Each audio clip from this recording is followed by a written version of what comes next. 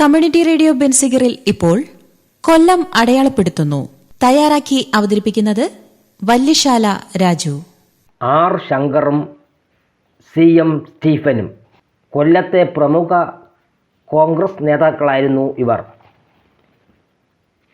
കേരള മുഖ്യമന്ത്രി, കോൺഗ്രസ് നേതാവ്, SNDP യോഗത്തിൻ്റെ ആത്മാവ് എന്നീ നിലകളിൽ കേരളത്തിൻ്റെ പൊതുജീവിതത്തിൽ നിറഞ്ഞു നിന്ന പ്രഗത്ഭനാണ് ആർ ശങ്കർ.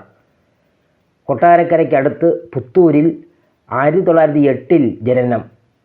നിയമബിരുദം നേടിയ ശേഷം ഗുരുകുലം ഹൈസ്കൂൾ അധ്യാപകനായും പിന്നീട് കൊല്ലം ബാറിലെ അഭിഭാഷകനായും 1937 വരെ പ്രവർത്തിച്ചു. 1948 ആദ്യമായി നിയമസഭയിൽ അംഗമായി.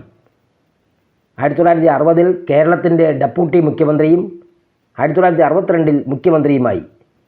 ഉയർന്ന പാർലമെന്റേറിയനും ഉജ്ജ്വല വാഗ്മിയും നട്ടെല്ല് വളയ്ക്കാത്ത കർമ്മധീരനുമായിരുന്നു ആർ ശങ്കർ. തിരുവിതാംകൂർ ഭരണപരിഷ്കാര കമ്മീഷൻ, തിരുക്കൊച്ചി ശമ്പള കമ്മീഷൻ എന്നിവയിൽ അംഗവും ജില്ലാ ഭരണ പരിഷ്കരണ കമ്മീഷൻ ചെയർമാനുമായി കഴിവ് തെളിയിച്ചു. 1949 തിരുവിതാംകൂർ ദേവസ്വം ബോർഡ് നിലവിൽ വന്നപ്പോൾ മന്നത്ത് പത്മനാഭൻ, ആർ ശങ്കരനാരായണ അയ്യർ എന്നിവർക്കൊപ്പം അതിലംഗമായി. 1962 പഞ്ചാബ് ഗവർണറായ പട്ടം പോയപ്പോൾ സംയുക്ത മന്ത്രിസഭയുടെ നേതൃത്വം ആർ ശങ്കറിലായി.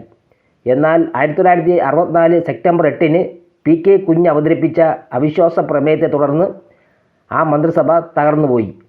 കേരളത്തിലെ ഈഴവ സമുദായത്തിൻ്റെ കർമ്മ ചൈതന്യം വളർത്തിയെടുക്കുന്നതിന് യത്നിച്ച ആ അതുല്യ നേതാവ് 1972 നവംബർ 7 നിര്യാതനായി. ഇന്ത്യൻ നാഷണൽ ട്രേഡ് യൂണിയൻ്റെ രൂപീകരണത്തിനും കൊല്ലത്ത് യൂണിയൻ്റെ വളർച്ചയ്ക്കും നേതൃത്വപരമായ പങ്ക് വഹിച്ച മറ്റൊരു കോൺഗ്രസ് നേതാവാണ് സി എം സ്റ്റീഫൻ. ഉജ്ജ്വലനായ വാഗ്മിയും സംഘാടകനുമായിരുന്നു അദ്ദേഹം.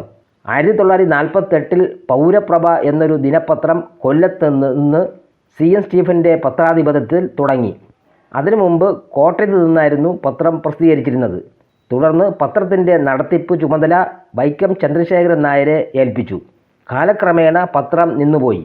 തൊഴിലാളി പ്രവർത്തനത്തിൽ ശ്രദ്ധ കേന്ദ്രീകരിച്ച സി എം സ്റ്റീഫൻ കൊല്ലം DCC പ്രസിഡന്റായി. ഇന്നത്തെ DCC ഓഫീസിൻ്റെ നിർമ്മാണം നടന്നത് അക്കാലത്തായിരുന്നു.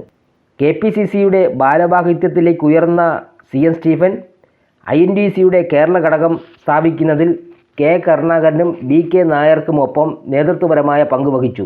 1965 പുനലൂരിൽ നിന്ന് MLA ആയി. 1971 മൂവാറ്റുപുഴയെ പാർലമെൻറ്റിൽ പ്രതിനിധീകരിച്ചു. ആ ഇടയ്ക്കാണ് കോൺഗ്രസിലുണ്ടായ പിളർപ്പിൽ നിജലിംഗയ്ക്കൊപ്പം നിന്ന സ്റ്റീഫൻ 1975 കോൺഗ്രസ് പാർലമെൻ്ററി പാർട്ടിയുടെ ഡെപ്യൂട്ടി ലീഡറായി. 1977 ഇടുക്കി മണ്ഡലത്തിൽ നിന്ന് പാർലമെൻറ്റിലേക്ക് തിരഞ്ഞെടുക്കപ്പെട്ടു. ജനതാ ഭരണകാലത്ത് പ്രതിപക്ഷ നേതാവായിരുന്നു. മികച്ച പാർലമെന്റേറിയൻ എന്ന ഖ്യാതി നേടി. 1980 ദില്ലിയിൽ വാജ്പേയിക്കെതിരെ മത്സരിച്ച് പരാജയപ്പെട്ടു. കർണാടകയിൽ നിന്ന് വീണ്ടും മത്സരിച്ച് MP ആയി.